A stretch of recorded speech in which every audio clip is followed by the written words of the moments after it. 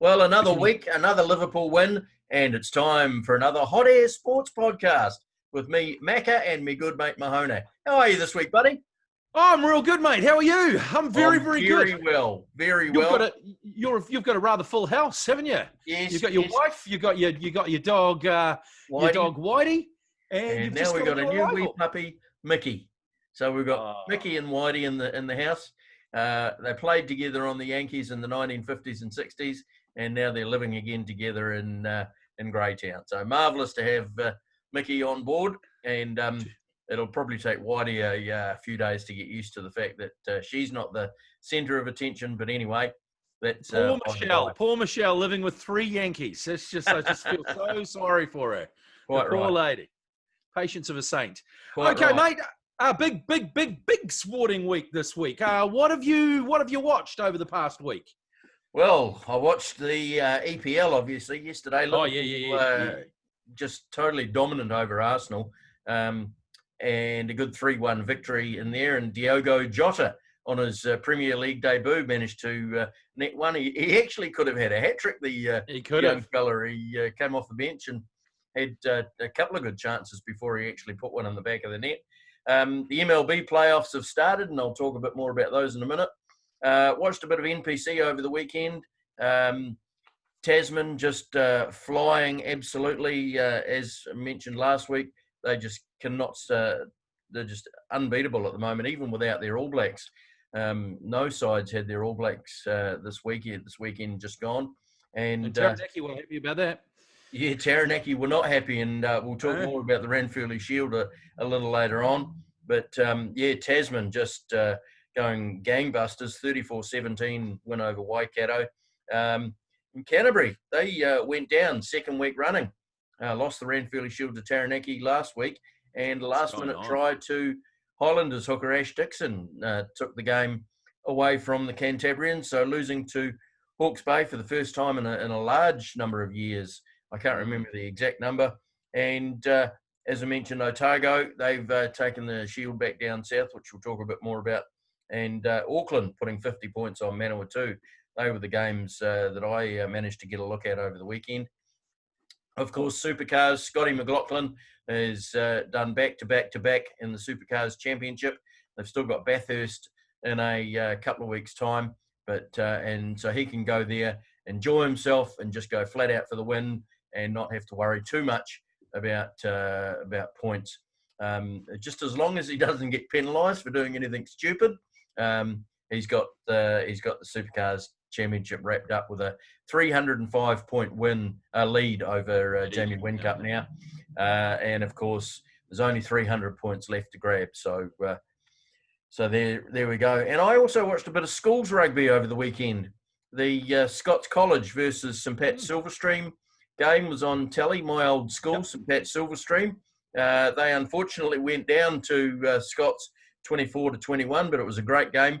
And a couple of promising baseballers in the Scots College team, and halfback Tane Mumu and the winger Aidan Hammond, who are both destined for big things if they follow the baseball path, but they're doing pretty well in rugby as well. So good to watch a bit of college rugby. And EPL, it was good to see Manchester City get thrashed by Leicester over the weekend. I watched that game with great enjoyment. And, I think Guardiola's got a few problems at the back, as do many other sides, including Chelsea. And I actually thought Arsenal defended all right against Liverpool, but they just couldn't get the ball. And when they had the opportunities to score, Alisson stood up big and saved the Reds. So, that was my viewing over the weekend. And this week, of course, the playoffs in Major League Baseball are starting. And the wild card game's on behind me right now, isn't it? Yes. The Chicago White Sox all over the Oakland A's at the moment. Lucas Giolito just performing brilliantly on the mound. And we've got some other big games coming up. Of course, we've got the Yankees taking on the Cleveland Indians around midday. The other team, who's the Twins, are playing the Houston Astros at the moment, with Houston leading that one 2-1. And the other game today, Toronto and Tampa Bay meet. in Tampa. Tampa, the runaway winners in the American League, finishing with 40 wins and only 20 losses.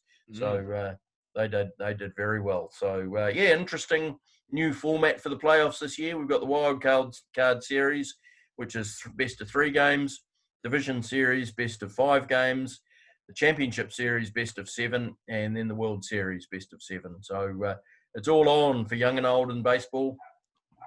That Lucas Giolotto, I saw him when we were in the pandemic. Well, we're still in the pandemic. What am I talking about? But when we were locked down and playing the MLB show game, he was actually very, very good at it. He made it right through to the final of the thing. I think he lost to someone in the final. He's bloody good at that, and he's actually better at the real game by the looks of things. So he's not bad at the real game. Pretty good. He's pretty good. What did you watch over the weekend, Mahona?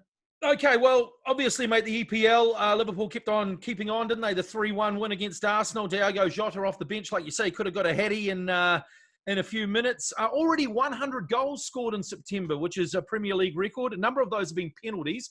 We're going to talk a little bit about that later on, about the amount of penalties, and a lot of them are handballs, this handball law. But yesterday, Leicester, was it yesterday or the day before? Anyway, Leicester has scored 3 penalties in one match against Manchester United, and none of them were for handball. So there's just a lot of penalties being awarded. That was the surprise of the round, wasn't it? 5-2 against Manchester City.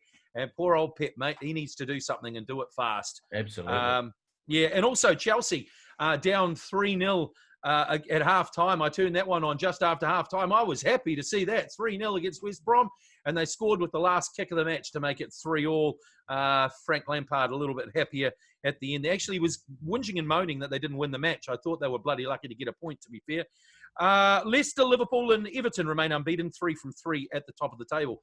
You had to said Leicester, Liverpool, and Everton would have been top of the table at the beginning of the year. You might have been committed. Also, of course, my beloved Warriors. I watched the NRL. The top 8 had already been decided before this round, the final round of the regular season.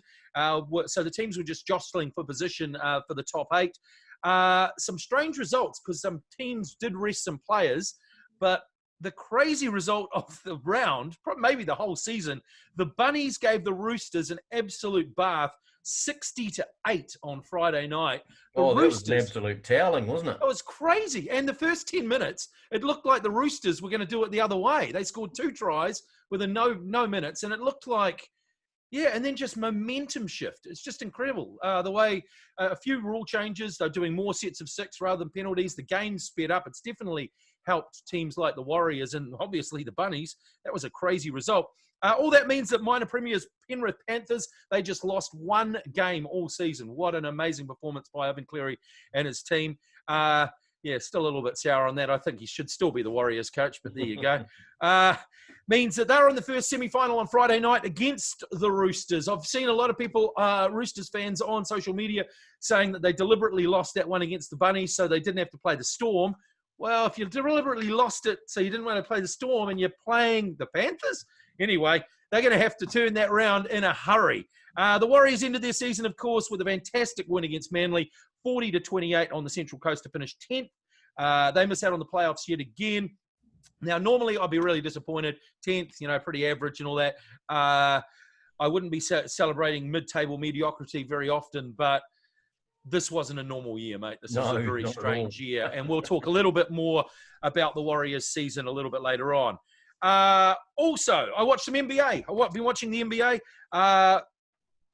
We have ourselves a championship, mate. They're into the finals, but it's not the throwback series that I was looking for. The Lakers and the Celtics. That was the one I was hoping for. My Celtics, unfortunately, just got beaten. LeBron James did it for the Celtics. Did it for the Lakers, of course. 38 points and Anthony Davis 27.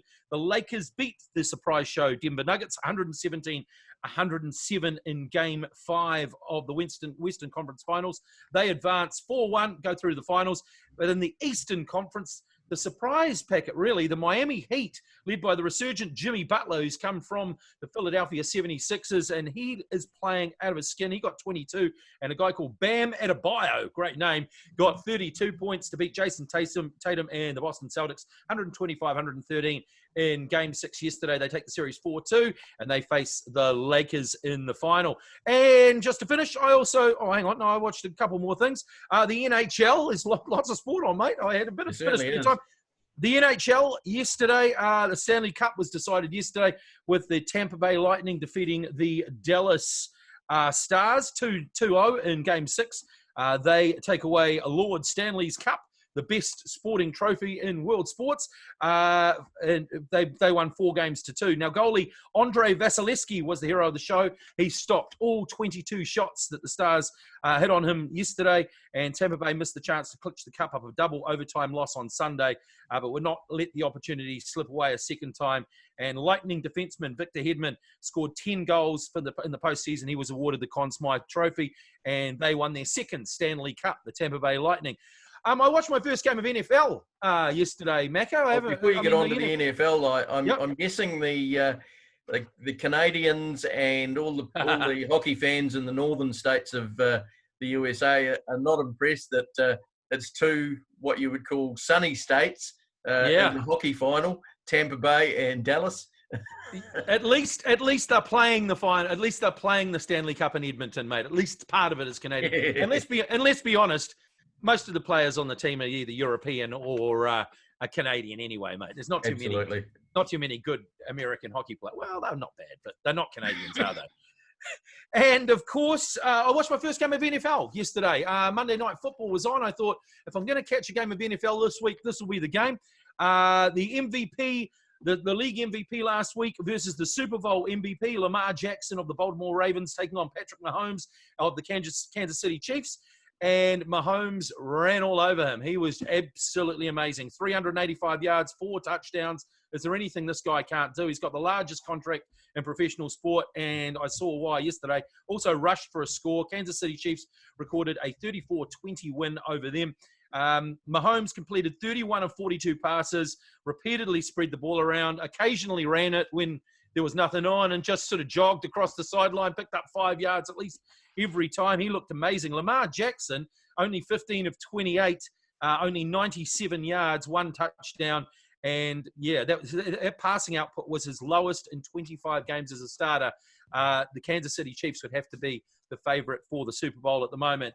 And the final thing I saw over the weekend, your favorite sport, mate, the UFC from Fight Island in Abu Dhabi. New Zealand's own Israel Adesanya defended his middleweight championship by knocking out Paulo Costa in the second of 5 scheduled rounds. And Daniel Cormier now claiming that he is already the best light heavyweight fighter in the world and has compared him to Michael Jordan, Mike Tyson, LeBron James, and Conor McGregor. So there you go. We'll talk a little bit more about this sport later on. We will. But what a performance by Israel Adesanya. He made this guy look second rate. Just kicked his leg all the first round. In the second round, he kicked him in the head and knocked him out. It was good to watch, mate. It was good to watch. So there you go. That's what I've been watching, mate. So much sport on. It's just hard to find the time, to be fair. Oh, it certainly is, isn't it? And you know, every now and then I try and do a bit to run a motel at the same time. So. Yeah, I try to keep a job down as well, mate. Yeah. Okay, so now this is where we mix things up. We're going into our quick hit segment. I have the timer here with me. It's got 2 minutes on the clock. 2 minutes. You might be able to see that. Actually, it's back to front. 2 minutes. And what we're going to do, we're going to fire you a question. You're going to fire me a question. We'll go through them. We'll give both of our opinions in a couple of minutes, and we'll go from there, and we'll see if we can't get some sense out of both of us rather than just a bunch of hot air. Here we go. First question for you, my friend. If you were picking an All Blacks team tomorrow, who's your first 5 and your fullback? Oh, that's a toughie. I guess if you're going purely on form, I would have to say that Richie Mo'unga would be my first 5, and I would have Beauden Barrett at fullback. Picking those two, and coming off the bench with around 20-25 minutes to go, I would probably bring in Geordie Barrett to come in and play fullback and push Beauden into first 5. But definitely to start the game for the first 50 to 60 minutes, I'm going with Richie Mo'unga. He just seems to be on fire this year and carrying on his marvellous form from last year. So Yeah, it's still difficult though. I mean, there are still. It is. I mean, Bowden is still a very good first 5/8. I mean, don't get me wrong. He had a magical game for Taranaki against Canterbury when they lifted the Shield. And Richie hasn't really been playing too much in the NPC. He came off the bench in the first game and played the second game. So they're, of course, in camp now. It'll be interesting to see who Ian Foster, the new All Black coach, picking his first All Black team to play the Wallabies in Wellington, which I'll be at Sky Stadium for, and very much looking forward to that game. So, yeah, Richie Mo'unga at first 5, Bowden Barrett at fullback. So you've basically gone for the incumbents and what you picked earlier on a few podcasts ago. I've changed my mind. I've gone for the Barrett brothers. I think you need Geordie at the back. His height and just the way he's playing at the moment, I think he's maturing as a rugby player. He's turning into a hell of a rugby player. And also the fact that he can kick the ball from 60 metres. You can't give away a penalty or any further than 60 metres away for the fear that Geordie Barrett will knock it between the posts. And I think that the All Blacks haven't had that for quite a while. So for me, I'd have the Barrett brothers, mate. I've changed my mind. Interesting. Ian Foster, of course, is a good Waikato boy. You'd have to think that Damien McKenzie is going to be amongst it as well. So he's a perfect impact player, though, isn't he? Damien yes, McKenzie. It'll be interesting to see if he picks goes your way or goes my way, and also has McKenzie on the bench because, of course, Geordie Barrett can play in the midfield as well. Question for you. The NRL finals begin this weekend with some mouth-watering matchups. Who's your pick for the two teams to meet in the grand final? Oh, that is so tough. Okay. You'd have to say the Penny Panthers. They've been the top of the table all season. They've only lost one game. They've lost one and draw one. And they are just playing some clinical rugby league. They just look unbeatable at the moment. So you'd have to say them. And then, well, a couple of weeks ago, I definitely would have said the Roosters. I think, yeah, they just looked awful for that game on. I mean, obviously they knew they were already there. I don't think the Roosters will make it. I think it'll be a Storm Panthers final. I don't like the Storm, so I hope they don't make it, but I just can't see the Roosters. I mean, maybe it'll be the Roosters. Oh, look at me. I'm changing my mind as I'm talking.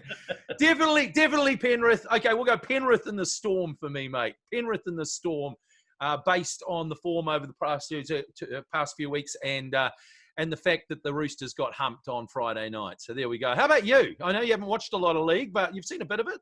Yeah, I've seen a bit of it. No mention of the Rabbits there, of course, who had that magnificent win over the weekend. I really can't go far past the Penrith Panthers. You can't go past them. Of course. And I think it's going to be the Melbourne Storm as well. They just seem to switch into a different mode come playoffs time. And that's my pick. The Penrith Panthers and the Melbourne Storm. We've both gone for that one. Of course, the Melbourne Storm have also got, you've got to remember, they've got Craig Bellamy, probably the most winningest coach of all time, and they've got Cameron Smith, who is just, I mean, for the age, the guy's played 400 plus games, the only guy to ever have done that. And you've got to remember when the teams come out, when it gets to playoff football, those are the sort of champions you want in your team. So, Storm and Panthers. A quick note to add to that, of course, former Warriors coach Stephen Kearney is going to be back at the Storm next year assisting Craig Bellamy. Yeah, if Craig Bellamy is still at the Storm. There is rumours that he might be heading to the Brisbane Broncos. That is the rumour. I don't know whether that's true, but I mean, they'll have to pay him a lot of money. Okay, mate, Gareth Bale has finally ended his Real Madrid nightmare, went back on loan to Tottenham. Will he have a successful season at Spurs, or will it be a bust? Wow, that's the big question, isn't it? He's out with an injury at the moment, so we're not going to see him until at least surprising. He's hardly ever injured. After the international break, which is a week or so away. It's how often do you see players go back to their original club after being really successful in the first stint and do well again in the second stint? The only one that I can really think of is way back in the 80s when Ian Rush went to Juventus for a year and then came back to Liverpool and was just exactly the same player and continued scoring goals like he was going to the dairy for a loaf of bread. Pie. Yeah, I don't know. It's going to be interesting to see how he works with Jose Mourinho. I know the two have worked together when Jose was at Real Madrid, and I think it was Jose who brought him to Real Madrid, wasn't it? It was. Yep. Yeah. So yeah, the two do have history, and I've actually I've been watching the new series on Amazon Prime, the All or Nothing Tottenham Hotspur. Yeah. Been very interesting to watch. My opinion of Mourinho has changed a little bit as to what it used to be. I mean, you're seeing more of the man, how he operates behind the scenes. You know, he's a bit like a player. I'm trying to think of a player who is an absolute pussycat off the park, but gets white line fever.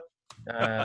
You know, when Mourinho's on the sideline, when he's in front of a group of reporters answering questions, you know, he's a bit of an animal. Yeah. When you see him working behind the scenes, he's actually he really is just like you and me. He's like Ted Lasso, mate. Yeah. So what do you think, though? You reckon he'll be a bust or not? What do you reckon about Gareth Bale? I think he'll be average. I don't think we'll see the same Gareth Bale we saw in the first part of his career, but I think he'll do all right. I think he'll enjoy working alongside Harry Kane. Definitely. To see how that goes, and with Son, will make a pretty useful both sides. So yeah, absolutely. Especially Harry Kane. Harry Kane actually assisting 4 times last week.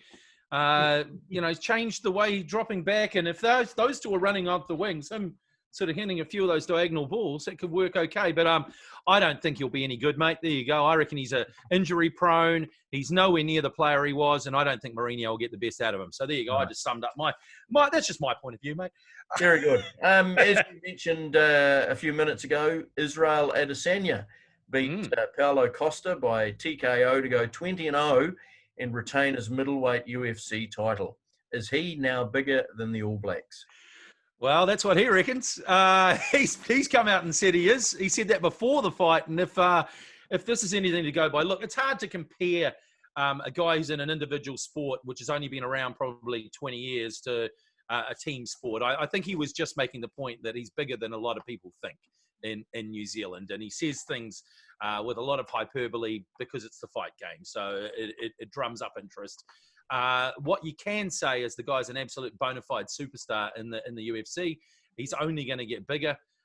He just does not look like he can be beaten at the moment, which you cannot say in fight sports very often. He was just amazing on Sunday, and he's got the world at his feet, that boy, and I just wish him nothing but luck, really. I mean, he's in the toughest sport. It really is. It's a brutal, brutal sport, and now he's talking about John Jones or something like that. I don't know, man. John Jones is a bit bigger than him. He'd either have to lose weight or he'd have to gain weight. I just don't know where it's going to go, but he's doing very, very well, and I think all of New Zealand can be very proud of him. That's what I think. Yes, Wanganui's own, Israel Adesanya. They're claiming him. I think he grew up there, didn't he? Yeah. But anyway, I mean, UFC, it's not my cup of tea. I'm not a big fan of it. I don't like seeing a man down on the deck and guys kicking and punching him. And women. Yeah, and women, for that matter. It's not my cup of tea. Prison fighting, I think, is what I call it. Yeah. But, you know, I've got to be honest, on a worldwide platform, he probably is bigger than the All Blacks. Yep. I mean, you look at the fan base for that UFC, and rugby still is a minor sport on the world stage. Yes, I know the All Blacks brand is well known throughout the world, but that's about it on a rugby front. So Absolutely. When I was talking to my teenage nephew about this a few days ago, I said, I'm doing a podcast. My mate doesn't like the UFC. I said, what? You know, he's like 17, 18. What? It's the greatest sport. You know, the young are all like, what? Why doesn't he like it? I'm like, well, he's just one of those. Does he like boxing? Why doesn't he like UFC? You know, they're quite defensive about it, aren't they? The younger generation, they just do not understand. I do like boxing. Yeah, I know you do. I know. I like boxing, but I don't like all the crap that goes on in the background with all the 5 different or 23 different world bodies that run it. Give me a good, you know, Klitschko versus Lewis. fight. I watch it every day. And that is the great thing about the UFC, mate. You can say a lot of things, even if you don't like it. They have fights every week, and they put the best against the best all the time. You know, they make them fight. You know, which is great, and that's something that boxing doesn't do. Okay, here's a big question, and just today there's been some big news on this, mate. I'm going to start the clock shortly. Sanzar on a very, very tight rope with all three partners failing to agree dates, venues and times, let alone the problems COVID is now posing. Sanzar's on a very tight rope. Is it a dead duck? Well, we may have prefaced this before because something's happened today. Tell us about it. Yes, reports going around that the South African sides in the Super Rugby competition are all being pulled and are going to compete in a new Pro 16 tournament based in the UK. The Pro 12 at the moment currently includes teams from Scotland, Wales and Ireland. Of course, England have got their own competition. So they're talking about those four sides joining the Pro 12 and making it a Pro 16, which would be a hell of a competition. And of course, it's all in the same time zone. So it does make sense in that respect. It would just mean rugby moving away from the traditional Southern Hemisphere, Northern Hemisphere gap. I mean, you'd be closing that up, and perhaps it might start the IRB thinking about a world program, you know, playing internationals in one part of the year, other competitions in another part of the year, and finally getting that rugby program all together. I mean, yeah, Sanzar could end up being Anza. It's been, let's be honest, mate, the Super Rugby competition has just been broken for a while, and it took something like COVID to make us all really look, why don't we binning it isn't going to be the worst thing. It's just how do we allow the professional players to be professional in either, like, you know, do we make our amateur thing more professional, or do we make our professional more amateur? You know, it's how exactly we're going to manage it and how exactly we're going to structure it. I don't think it's the end of the world if the South African teams aren't there, so long as we have a tour from a South African side occasionally, you know, the international side. Even playing them once every 2 years or 3 years internationally is not the end of the world either. I think sometimes less is more, and the problem with the Super Rugby competition was that all of the nations were all scrambling around with their own best interest in mind. That's why, and they'd gang up on each other. Like, that's why they got the extra teams and the other nations, and that diluted it. And they weren't even thinking holistically about the whole competition. They're always thinking about their own self-interest, and I think that's probably the problem. So I don't think it's the worst possible thing. I think we can probably come up with some other. And to be perfectly honest, I think Sanzar, when it was originally set up, they actually set themselves up to fail, because the way they run it is the chief executive rotates around the three countries. So for 4 years, it's a New Zealander. For 4 years, it's an Australian. And currently, it's under Andy Marinos, a South African. So whichever term you're in, one country is going to be favoured above the others, even though the CEOs would never say that. But it does happen. Sanzar needs to be, if Sanzar is to continue, it needs to be a completely independent body and run by independent people, you know, the Southern Hemisphere Rugby Organisation. But once again, mate, they did it half-assed, didn't they? Like you said, they did it half-assed, and also they did the same thing with the teams. They didn't make them independent franchises that could be bought by a businessman and, you know, put the money in with a salary. They just sort of said, oh, no, they'll be run by provincial unions. I mean, they just got so much wrong at the beginning, and then they never changed it. So, yeah, it was broken, so let's fix it. Absolutely. Well, on a nicer note, Brazilian Fabinho was man of the match for Liverpool when they played Chelsea last week, playing at centre-back. With the arrival of Thiago and the ongoing injury problems we have in that position, should Fabinho consider converting to centre-back permanently? Well, earlier on the week, I would have said yes, because he just looked imperious in that game against Chelsea. Timo Werner, I was like, oh, shit, he's pacey. Fabinho just had him in his back pocket all day. Looked fantastic. So I would have said yes. Now we've got options. Joe Gomez played well there the other day. Matip's coming back to full fitness. I think he's a great option to have. I think he's a great option if we've got injury problems. But you look at our midfield depth now, it is amazing. But, of course, just today as well, more news. Thiago has got COVID. 19, which is terrible. So he'll be out for a few weeks. So I'd suggest that probably Fabinho will drop into that deeper lying role in midfield, especially with Henderson out as well at the moment.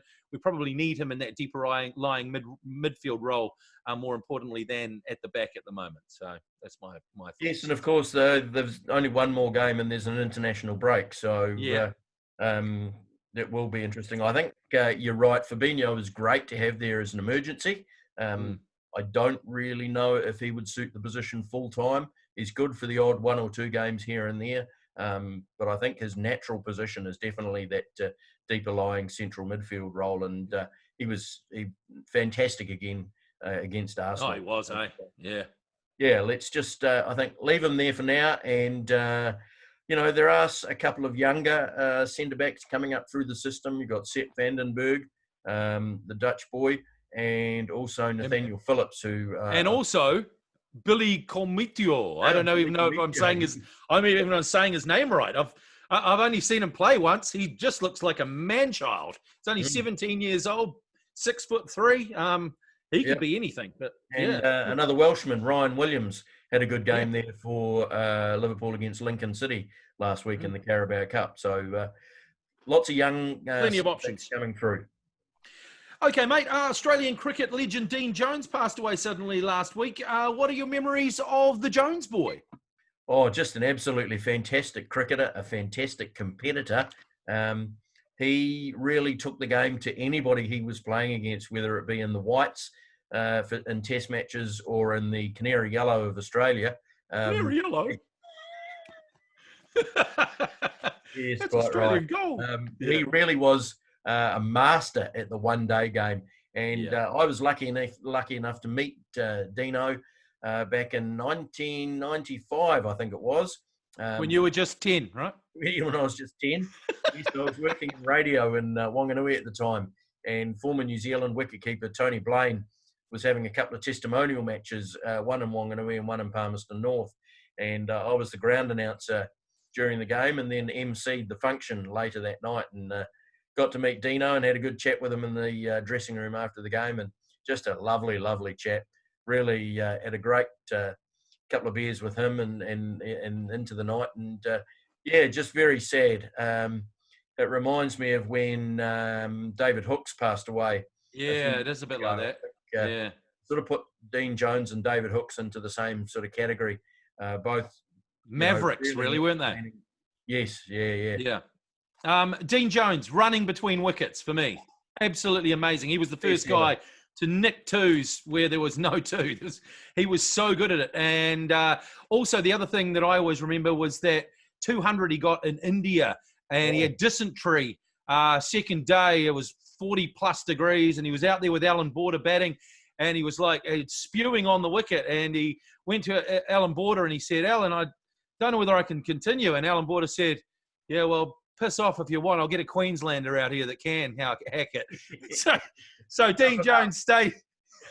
So Dean Jones stayed out there and made 200. I thought that's a great story. And the only other one is, of course, he was Hadley's bunny, wasn't he? He was Hadley's bunny, and there was that tour of 85-ish, and Hadley took his wicket every time in the series, didn't he?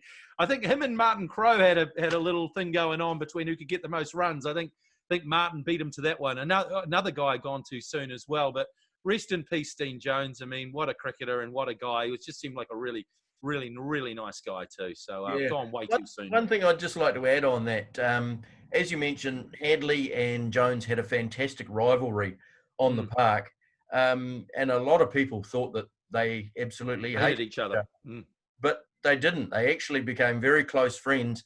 And it was just brought to my attention last week when this happened, and Hadley and the likes of Brendan McCullum and others were speaking so highly of Dean Jones, how a lot of people who just watch sport but don't really know the goings-on behind the scenes, actually, these guys that play against each other, it's still a game, even though they get paid vast amounts of money for it. You look at the weekend warriors, or your Saturday club cricketer or your Sunday club footballer. They create lifelong friends out of players that they've met and posed during their sporting careers And it's the same at the very top level. There are very few sportsmen, I would say, that genuinely have a dislike for their opponent on a personal basis. Yep. A lot of them create, as I say, lifelong friendships through sport. And I just... No, the bonds that are impossible to break, aren't they? I mean, because you're the only ones that have experienced that at that level. I think that's, so the only two people I would think that perhaps aren't like, I was thinking instantly of Ian Chaffel and Ian Botham. Maybe it's just because their names are Ian and they're just too stubborn, but never mind. Anyway, next topic. Does Luis Suarez going to Atletico Madrid mean that they can challenge Real Madrid and Barcelona for the La Liga title? I think it does, mate. I think it does. I think this is a crazy move from Barcelona to let Luis Suarez go to Atletico Madrid. And originally, he was supposed to be signing for Juventus. And then there was all the shambles with his passport. Is he Italian? Does he speak any Italian? Apparently, he did a test. And it's crazy. But he had to speak Italian. They knew he was going to fail, so they gave him all the questions beforehand. He passed the test. And then there's government saying there's bugs and all sorts of stuff. So he said, stuff this, I'm on a plane. And they actually got Morata, didn't they, at Juventus. So they didn't get Suarez. Suarez went back to Spain, and they crossed in the air, and he ended up at Atletico Madrid. Crazy move by Barcelona. He'll end up getting goals for sure, mate. He's class. He doesn't have a lot of wheels in his legs, but the guy can score goals, and they won a game. I know they won a game by 6 or 7 goals the other day, and they played entertaining football, which is not what Atletico normally do. And also, Barcelona and Real Madrid are kind of average at the moment. I think both of them look fragile. I think Atletico could be good for the title with Luis Suarez. I agree, absolutely. And I mean, Atletico have challenged those two teams in the past. They have. And got to 2 or 3 Champions League finals over a period of about 3 or 4 years. So unfortunately, they just met their neighbours every time, didn't they? The poor guys. Yeah, they're a good side. So I think it's going to be a bit more of an interesting battle at the top of La Liga this year. Absolutely. Scotty McLaughlin wins again. The Aussie touring cars, mate. I saw that win in the weekend. He's just a machine. He looks like a cert. He's going to go on and win the championship again. He's out in front by more points than they can take. Like you said, unless he does something criminal, he's going to win the championship. What's next for Scotty McLaughlin's career, though? He's probably almost outdone the Super Tour, the Australian touring cars. What next for him? Yeah, I think you're going to find he'll be in America for the next few years. DJR Team Penske. Penske, of course, runs IndyCar teams and also NASCAR teams, but I think it's the IndyCar championships he's set for, and he could be facing his countryman Scott Dixon in years to come. That'll be an interesting battle on the ovals and road circuits of the IndyCar series. So it'll be great to see another Kiwi over there challenging Scotty. I think it's pretty much signed, sealed, and delivered now. I think Bathurst is probably going to be the last time we see Scotty McLaughlin in the Supercars Championship. He'll probably come back and do Bathurst every year. Wouldn't surprise me in the least. I think Roger Penske and his crew have pretty much got him signed up to an IndyCar deal. He's already had a couple of trials earlier in the year before COVID struck. They tried to get him into another one a couple of weeks back, but it didn't quite work out.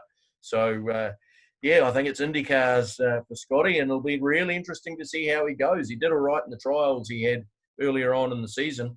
And, but I think for the other Kiwis in the Supercars Championship, Shane Van Gisbergen's been having a few problems with his car over the last few weeks, and is actually going to have a crack at rallying later on the year in the Jacks Ridge competition. So, and he'll be riding up against Possum Bourne's son.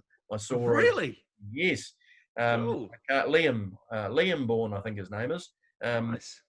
Is going to be driving in that. So, interesting to see what happens with the future of those supercars drivers. But I think you can pretty much safely say that Scotty will be in a single seater next year.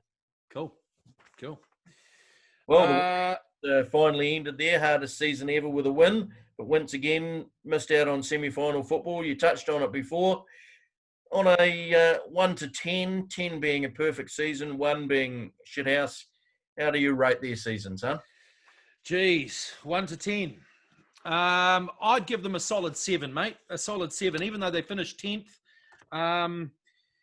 Yeah, man, they had to initially relocate with their families, of course, because of the COVID. They had to go through quarantine. They had their coach sacked. They lost a number of top flight players back to New Zealand. They had injuries. They had to deal with the bunker and the bloody refs. Oh. Again. Yeah, they had to recruit and play a lot of their lone players. They lost their coach. Did I say that? The players and the new coaching staff used none of those as excuses, and they played with heart and commitment through to the end of the season, man. When we first started this podcast, I said I didn't care if we lost every game so long as I saw commitment and players playing for each other and the guy beside them, I'd be happy. And they've given that in spades, I reckon, especially the senior guys, Roger Tuivasa-Sheck, Peter Hiku, Adam Blair, Jazz Tabunga, and Cody Nikarima. The senior guys have showed the way for the young guys. And there's some young guys coming through. Chanel Harris-Tavita, Jack Murchie, Jermaine Tanoa-Brown, and superstar in the making, Ilasia Katoa. Man, he could be anything. He reminds me of a young Ali Lauatidi. He looks fantastic, and he's got a smile like Ali as well, which I love. The future looks brighter than I can remember for many years. And you add the recruitment already underway for next year. This is exciting, man. We're getting some big guys in the forwards. Ben Murdoch-Masila, he's a big unit. Ewan Aitken, he's a St. George centre who's a solid player as well. And the big signing is Adam Whanua-Blake from Manly. He's just a man mountain. And, of course, not to mention a new experienced coach in Nathan Brown and Phil Gould's involvement next year as well. I am really looking forward to next year with great optimism. And I would give them a solid 7, maybe even a 7.5, mate, even though we didn't finish in the top 8. I'm very happy with their efforts. Yeah, I'd have to agree, even though I didn't watch a lot of their games. The games that I did manage to catch, I think you're right. They did play with a lot of commitment, especially in the second half of the season when they actually started to put together some wins. And even in that narrow loss against Penrith. They were unlucky in that game.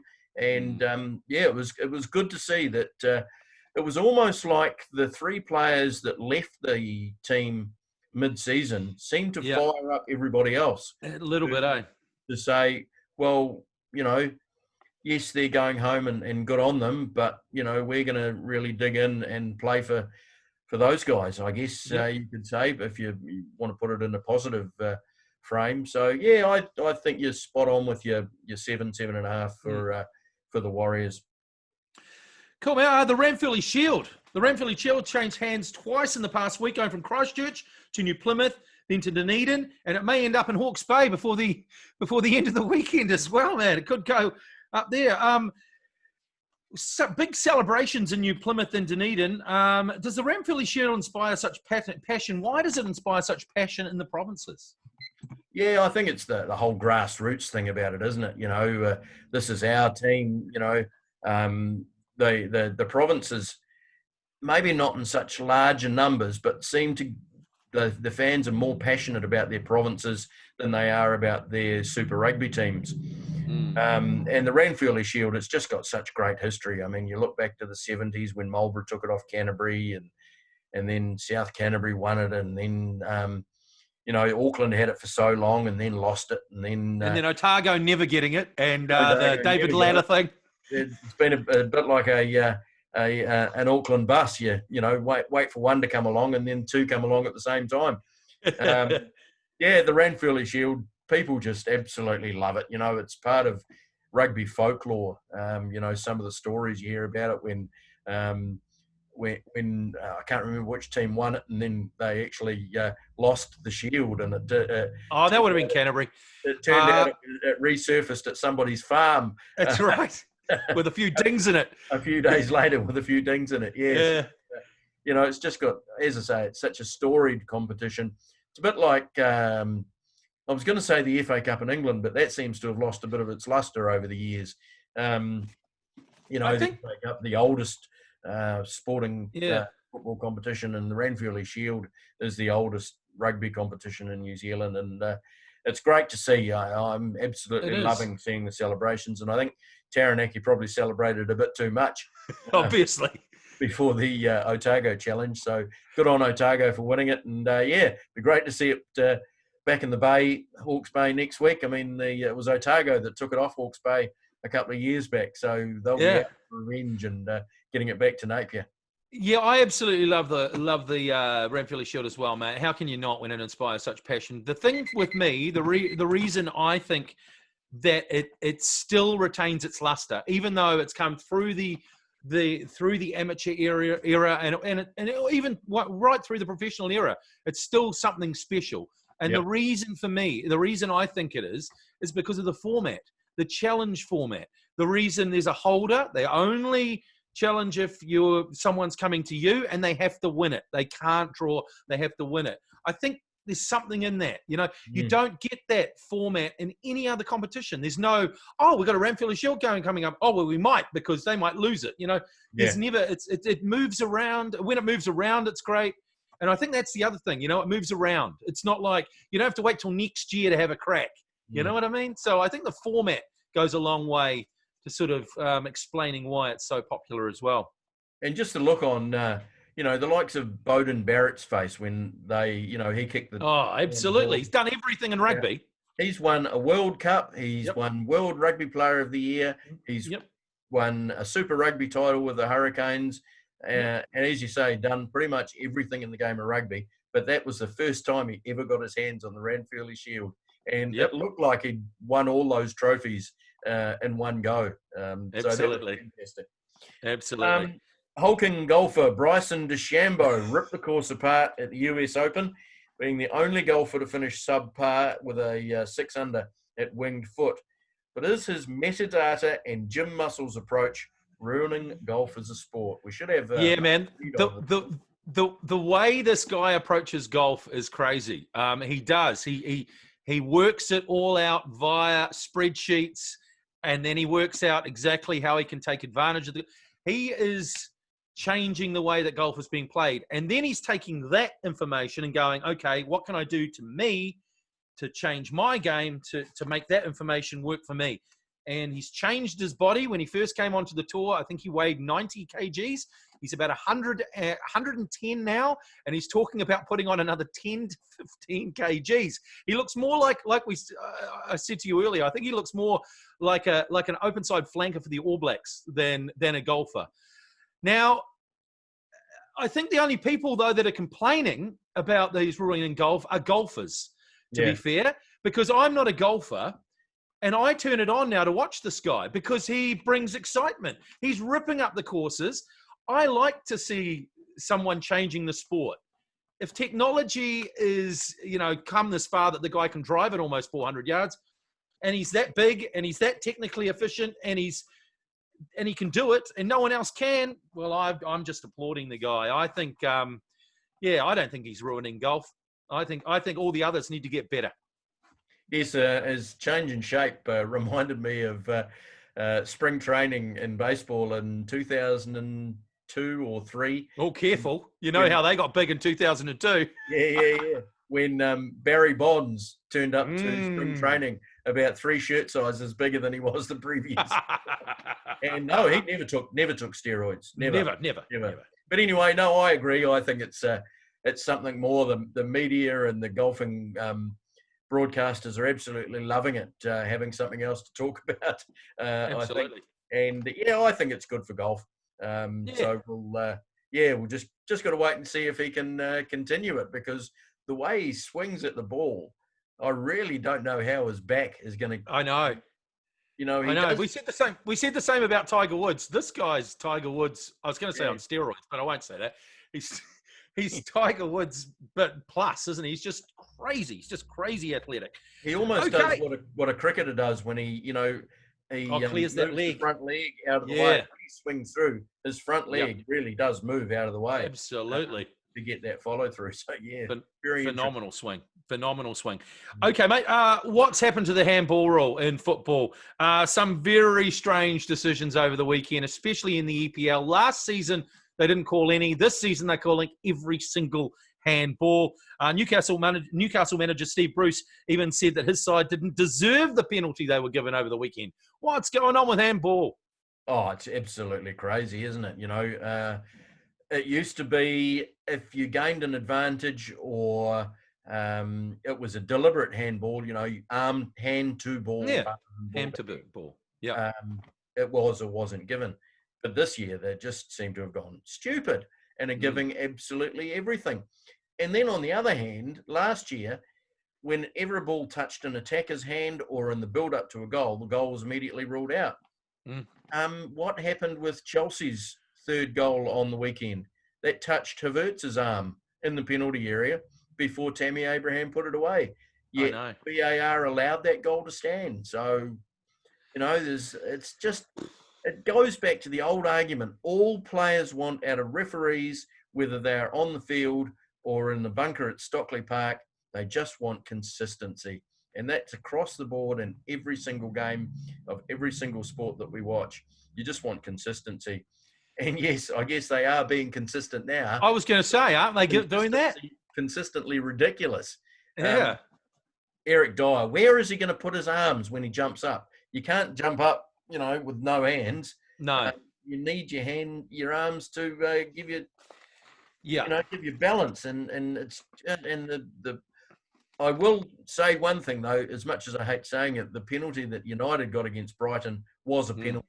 It was. His hand was up above his head. He didn't need it to be up that high. So that every other. Okay, but also that took a deflection just before it hit his hands. Once again, I think when it takes a deflection, if the hand doesn't go towards the ball, it shouldn't be a handball regardless, especially when there's only about a metre away, you can't move your hand. It used to be deliberate hand. Now it's just a kick. We're going to start getting people kicking it into hands. We really are. There's a bunch of hands. I'm going to kick it at the hands. Whose hand did it hit? Penalty. I think the rule needs to be rewritten. I think the rule was written before VAR. It needs to be rewritten. It needs to be, if there is a deliberate act of hand to ball, then it's a penalty. Otherwise, we're going to keep getting this, and it's going to keep ruining the game. And then let's not even go into once the handball is given, the way that the players react around the referee, because that's just even worse. I mean, they know that there's VAR. So why yell at the ref? We know that it's going upstairs. The guy upstairs is going to make the decision. Why yell at the ref? But they still choose to surround the ref and scream and yell at him. It's just a scourge on football, mate. Handballs and the way that they act around referees. Oh, it is. And, I mean, we could go on for 2 hours about this. Yeah, we could. But I think we'll call it a day on that one. Yep. The last one we've got here, New Zealand Cricket released its summer schedule yesterday after approval given by the government to go ahead. 14 T20s. Cool, that's just what I want to see. And only 3 ODIs. Is New Zealand Cricket alienating its core supporter base by going for the dollar and effectively pandering to the non-cricketing public with too many T20s? I'd suggest we've been doing this for the last decade since David White has been in charge, to be fair. We've sold the rights to Spark Sport. It's just over the top now, mate. It's just money grabbing at its worst. What I suppose, yes, the people that aren't that interested in cricket, the non-purists, love the game of T20. It's almost like, but I think we should almost treat it as a separate sport, almost say, here's this offering for you people that want to be entertained, but for the people that want the real sport, here's the test cricket and the one-dayers. 3 one-day internationals. Can you imagine India having a year of cricket with only 3 one-day internationals? Yep. It just wouldn't happen, mate. It just wouldn't happen. So, yeah, I just think our cricket board has been going for the dollar for too long. We should stand up and have some balls and say we want more tests and one-dayers, but I can't see it happening because it's all about. I mean, the thing is, you ask 100 top-level cricketers what their favourite game to play is, and probably 95 will say test match. Test cricket. It's the biggest challenge of your skills. So, the players play it because they can earn money from it. Obviously, the other question is, do we need T20 internationals? I mean, there's so many different T20 leagues going on around the world with the IPL, the Caribbean one, the English one.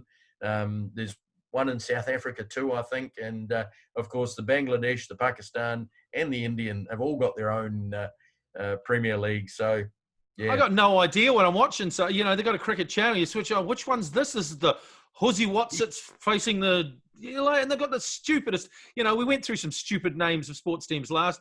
Some of the Taliwars and the Golden Knight Riders. You're like, what the hell? Who are these people playing? I don't know the people playing. I don't know where they're playing. It's just not... Look, it doesn't interest me. An international T20, no. Just set up your leagues, have your players, run it as a separate sport. So, no. And, the New Zealand Cricket Board needs to sort themselves out. As John Arlott, the great BBC commentator, would say, it's just not cricket. That's right. That's right. It's just not cricket.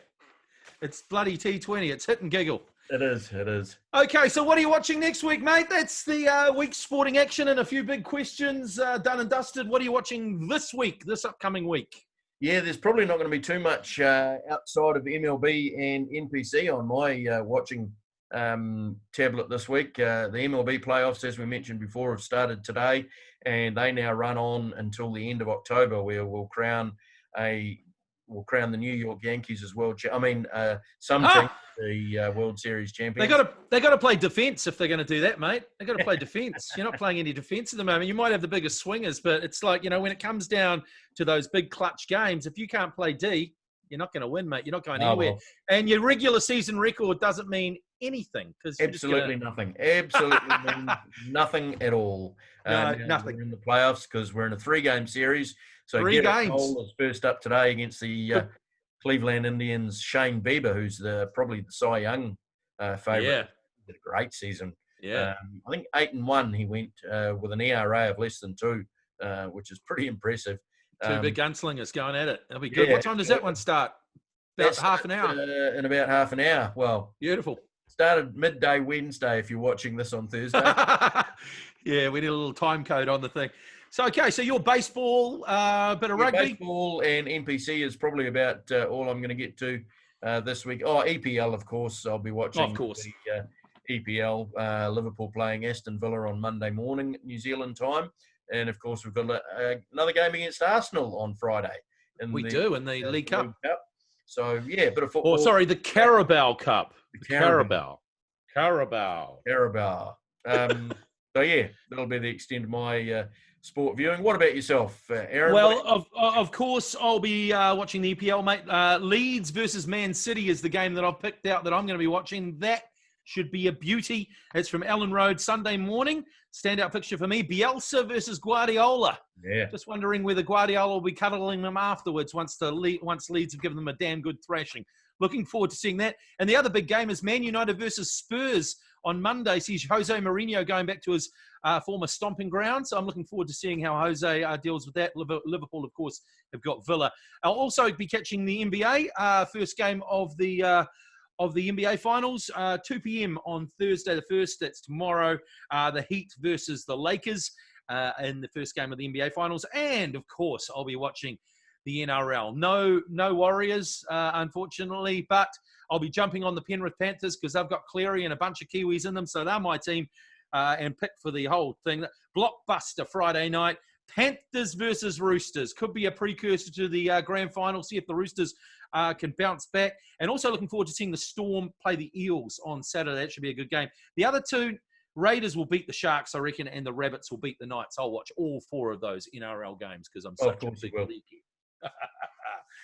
So there you go. That's another Hot Air Sports podcast for another week, Macca. Remember to make a comment if you see this on the YouTube and drop us a like and make sure you subscribe Hot Air Sports podcast on YouTube. Quite right. Well, it's a good night from me and... It's a good night from him. Good night.